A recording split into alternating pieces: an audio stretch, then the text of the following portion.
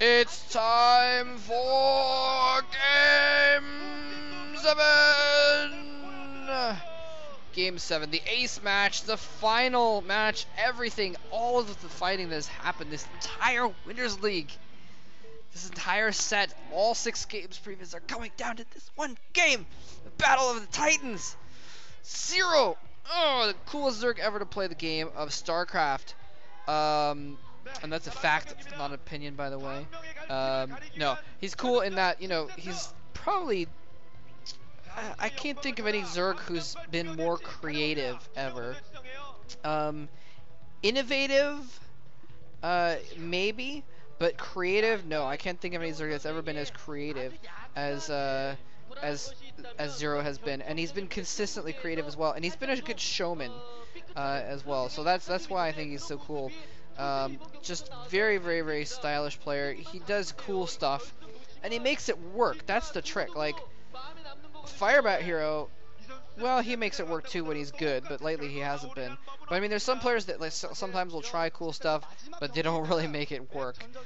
Zero makes it work, and that is the phenomenal aspect of his play. Is he can pull it off and actually make it not just like a show thing, like he's so much better than someone else that he can afford to like make queens, but he uses it well, and he actually makes it work, makes it a good part of his strategy, and gets wins with his unique strategies. So. Anyway, but Zero also, I mean, just even in standard play, is a top player, and so definitely one of the titans of the game. C, on the other hand, the Pro League beast. I mean, he's always... I don't think he's ever gotten past the round of 8. In fact, I believe he battled Light in the round of... No. Was that the round of 8 or round 16? I think it was the round of 16. He battled Light in the round of 16 once, teammate battle. And everyone, well, I won't say everyone, but C was playing really well that season, and a lot of people were like, oh my god, C's finally going to get a Star League title, or is finally going to do well in an individual league, and they got owned in the round of 16. He just has some kind of curse where he can't do well in individual leagues, but when it's Pro League, and Winners League is a subset of Pro League, he is a beast. So... this is going to be a high level matchup here. Very, very high level StarCraft being played between these two players. Looks like C is going to go for a 1-Rax, probably into expansion. Pretty standard TVZ. I'm curious to see what Zero decides to go for. I'm kind of hoping he goes for a more longer term build, the 3-hatch mutas, instead of going for the 2-hatch build. Although he is blocking his ramp. Whoa, what's he doing? Where are you going? Oh, wow, looks like he was going to let that in there. Spawning pool up after... the second hatchery. Is he going to put down another hatch? Oh, is that SCV going to get in? Oh, it almost gets in. The drone is microing. He's going to try and keep it from at least getting in to see what he's doing. And, oh, he hasn't seen the pool yet. The pool pops. And he plants down a 3rd hatchery and a gas. So it's a pretty normal build, but he was trying to keep him from seeing if it was a 2-hatch build. Maybe make him more defensive than he needed to be. Perhaps make him build his command center above his ramp instead of below his ramp to force him to lose a little bit of mining time there. Showing the coaches the first one, the more big-boned gentleman was the MBCGame coach. I used to not be able to recognize the coaches a lot, but the MBCGame coach, I've been watching so much of this Woongjin Becomes a Programmer series, I totally recognize him now. And anyway, I never used to care about MBCGame, but now I kind of do because of Woongjin. It's fun watching. That's a really cool show. If you guys haven't seen that, basically there's this Korean pop star called Woongjin. He's a member of a K-pop band called SS501, and there's this reality show where he's quote unquote trying to become a programmer, and mostly it's just him like joking around and having fun with programmers and stuff like that. It's just an excuse for silly scenarios and good times. But it's a fun show to watch. It looks like C is kind of skimping on the Marines right now to try and get his economy going as fast as possible because he had that SCV over there. He's able to see that there wasn't many Zerglings going on coming out, so he doesn't have a ton of Marines. I mean, he's only had the 1-Rax up, so he's got a lot of Marines considering that, but I think he probably did skip a couple Marines at the beginning to try and get some more SCVs out, try and get that tech up, get the engineering bay down as well. Lair is now on its way. It looks like we are going to see pretty standard play here, 3-hatch versus 1-Rax expand, so I'm looking forward to that. Hopefully a nice long game, and that means that the Mutalisks in a 2-hatch play have to do damage. They're designed to do damage early and take advantage of the fact that the Terran has been slow in getting their economy, slow in getting their army going in favor of economy. And the 3-hatch build, on the other hand, against a Wonder-Axe expand, is the mutas aren't designed to do damage. The mutas are designed to stall.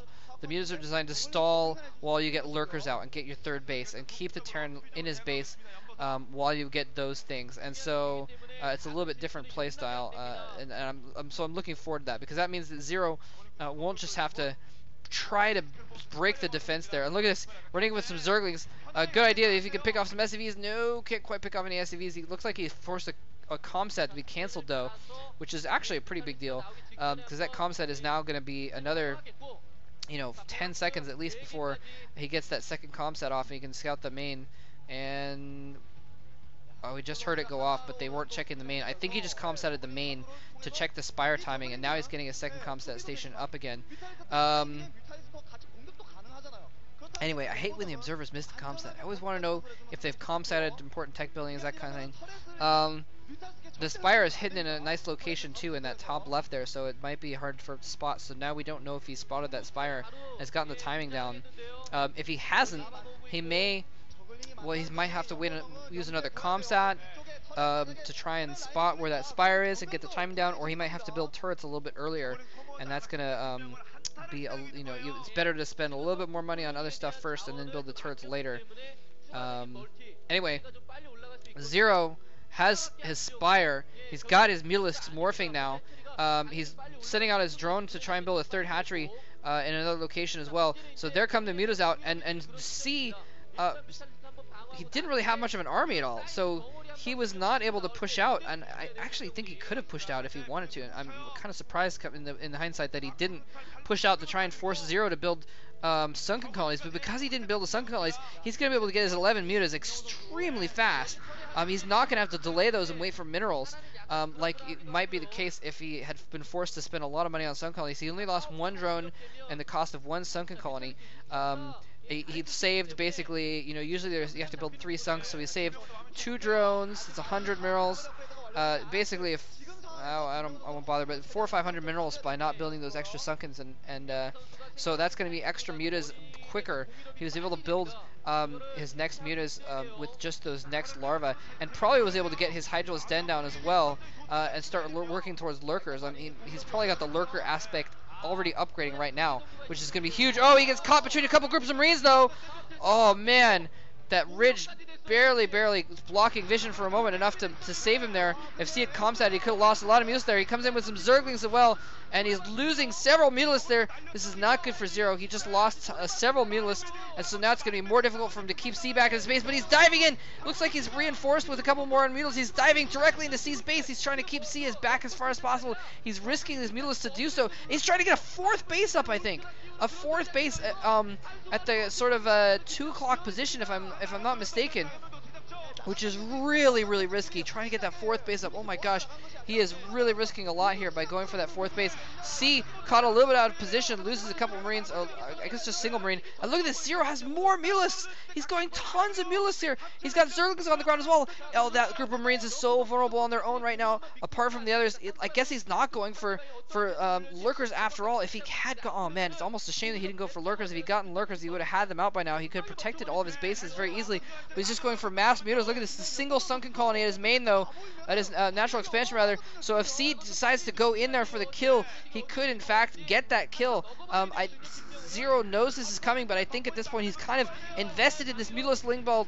He doesn't really have time to put more sun colonies. He might be getting up a couple more sun colonies, but he might just be trying to get as many forces out as possible, as quickly as possible. C now moving in with a bunch of forces. There's more Zerglings. He's going to try and trap them between Zerglings and Mulas. Oh, he needs to be careful. He doesn't lose those units there. He's microing against those Marines, again, keeping him from this door as long as possible, trying to get his bases up as quickly as possible. And C has not gone after it. C scouts it. He sends in the comsat. He sees there's only a single sun colony. He knows he has an opportunity here, but he could get caught off guard.